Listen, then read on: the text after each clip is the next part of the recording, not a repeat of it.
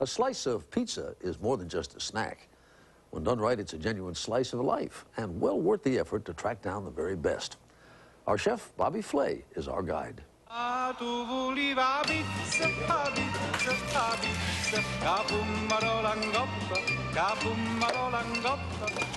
When a hot pizza hits the table, who can wait for it to cool off?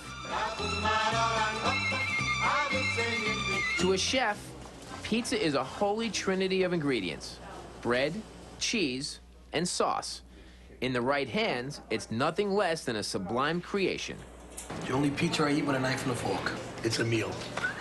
But let's face facts. Most of us don't savor pizza.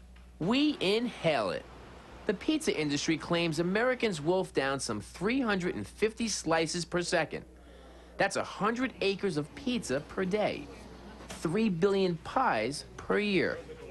One of the great things about eating pizza in New York is you can order it and you can walk with it. Absolutely. So let's go. It's one of the great walking lunches. Exactly. It is. I recently took a stroll with my fellow New Yorker, Ed Levine, food critic and author of this new guide to buying and baking pizza. There's no place to hide with pizza, right? It's a naked food. I know, it's 3 ingredients. Right? It's 3 ingredients. You can't compensate for bad crust. You know, the test I do is I rip it.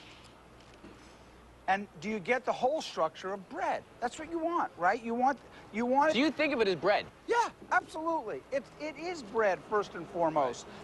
I believe there should be discrete areas of sauce and cheese on pizza. It's like anything else. It's a great slice of pizza.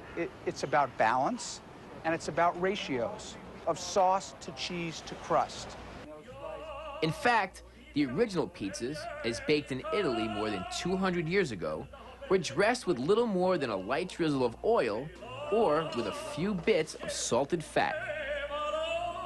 The Italian-American style that we're familiar with today got its start exactly 100 years ago. That's when grocery store owner Gennaro Lombardi received the first license ever to run a pizzeria in New York City. Lombardi was a good businessman and good to his paisans. He helped his fellow immigrants spread pizza all across the city with restaurants that still bear their names: John's and Patsy's in Manhattan, Grimaldi's beneath the Brooklyn Bridge, and Totonno's on Coney Island. All right, Lawrence, so for 81 years, same store, same oven? Same oven, same store, same equipment, Same pizza? Same pizza. Lawrence Seminary is the great-grandson of Anthony Pero, best known by his nickname, Totonno, a pizzaiola, or pizza maker, from Naples. Totonno's family still cooks with one of the few remaining coal-fired pizza ovens in New York City.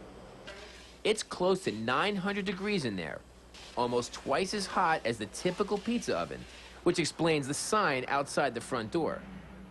And if you throw a slice in this oven, it's so hot, you'll never get it out. Incinerates it. The edges will come around, the cheese will come around the edges like glue, and you'll pull the whole fall apart.